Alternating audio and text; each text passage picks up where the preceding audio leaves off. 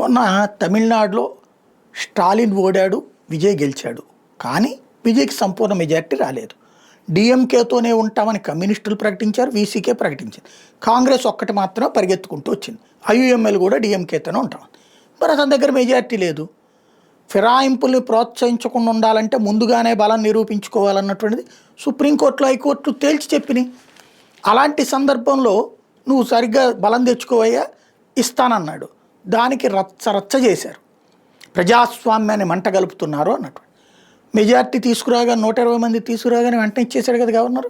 కానీ ఈలోపు చిమ్మాల్సిన విషయం, ప్రజల మెదళ్లలో చేర్చాల్సిన విషయం కమ్యూనిస్టు, కాంగ్రెస్, బీజేపీ వ్యతిరేక శక్తులన్నీ చేసినాయి. ఇప్పుడు కేరళలో కాంగ్రెస్ పార్టీ తరపున గెలిస్తే ప్రజాస్వామ్యం బద్ధంగా జరగాలి కదా.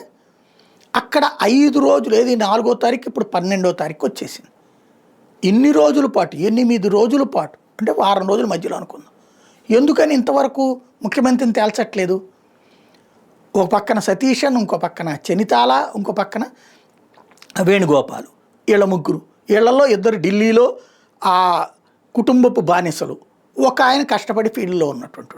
నిజంగా అయితే ఇవ్వాల్సింది ఆయనకి. సరే ఇవ్వచ్చు కదా, ఎందుకు వారం 10 రోజుల పాటు ఏడిపించుకు తింటున్నారు? ప్రజాస్వామ్యం అక్కడ కరెక్ట్గా ఉన్నట్ట. అంటే ప్రజలకి చెప్పేటటువంటి సందర్భంలో కొన్ని విషయాల్లో మాత్రం మనం మాట్లాడతాం, కొన్ని విషయాల్లో మనం మాట్లాడడం అనవసరం అనుకుంటామా? అహంకారంతో ఉండేటటువంటి లేదా రాచరికపు పోకడల్ని ప్రోత్సహిస్తూ ప్రజాస్వామ్యయుతంగా జరిగిపోతే వాటిని విమర్శిస్తున్నాం.